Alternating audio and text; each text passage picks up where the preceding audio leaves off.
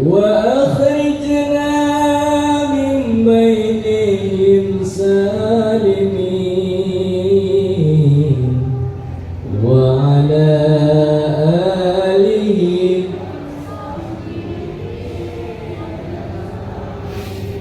Masya Allah, tepuk tangan dulu. Alhamdulillahirabbil alamin wa bihi nasta'in ala umuri dunya wa'din wassalatu wassalamu ala asrafil anbiya'i wal mursalin wa ala alihi wa sahbihi ajma'in. Amma ba'du. Segala puji hanya milik Allah Subhanahu wa taala. Shalawat dan juga salam semoga senantiasa tercurah kepada baginda Rasulullah sallallahu alaihi wasallam, kepada keluarganya, para sahabatnya dan juga kita selaku umatnya. Amin, amin ya rabbal alamin. Para hadirin sekalian, ada sebuah peribahasa Arab mengatakan syabbanul yaum rija'ul ghad, yang artinya pemuda hari ini adalah pemimpin masa depan.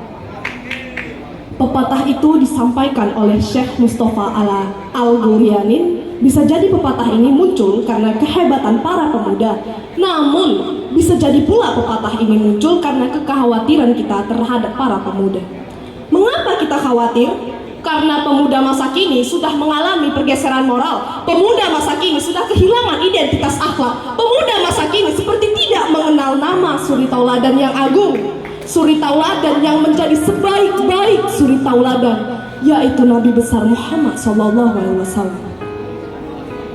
Allah Subhanahu wa taala berfirman dalam surah Al-Ahzab ayat 21 yang berbunyi, laqad kana lakum fi rasulillahi aswatun hasanatan liman kana yarjullaha wal yawmal akhir wa dzakarallaha katsira. Artinya, sungguh telah ada pada diri Rasulullah itu suri tauladan yang baik bagimu, yaitu bagi orang-orang yang mengharap rahmat Allah dan kedatangan hari kiamat dan yang banyak mengingat Allah.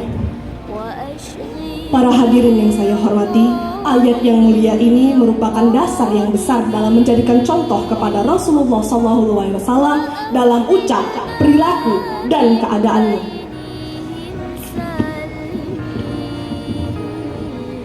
Di antara akhlak Rasulullah SAW yang disebutkan oleh Ibnu Katsir berkenaan dengan ayat ini antara lain adalah: pertama, kesabaran Rasulullah; kedua, saling menguatkannya Rasulullah SAW dengan para sahabatnya; ketiga, saling berjaganya Rasul dengan para sahabatnya dari ancaman musuh; yang keempat, perjuangan Rasul; serta yang kelima, menantinya Rasul atas pertolongan hanya dari Allah Subhanahu wa taala. Para hadirin yang saya hormati, apakah kita pernah berpikir bahwa betapa besarnya rahmat Allah yang dianugerahkan kepada kita melalui diutusnya baginda Rasul? Bagaimana tidak? Jika saja Allah Subhanahu wa taala mengutus malaikat untuk menyampaikan risalah secara langsung kepada manusia, maka seperti apa gambaran interaksi kita dengan malaikat? Hal itu malah akan memberatkan kita. Haruslah kita bersyukur kepada Allah Subhanahu wa taala karena mengutus seorang nabi dan rasul dari kalangan manusia. Karena di antara sebagian hikmahnya adalah kita bisa berinteraksi baik dengan Rasul karena beliau SAW sama dengan manusia seperti kita. Oleh karena itu, kenallah Rasulullah SAW kepada para pemuda kita, agar para pemuda mengenal suri tauladan yang sebenarnya yang patut mereka contoh. Yang harus ditanamkan dalam diri kita adalah bahwa suri tauladan terbaik adalah mencontoh Rasulullah SAW. Selain beliau, tidak ada lagi suri tauladan yang baik.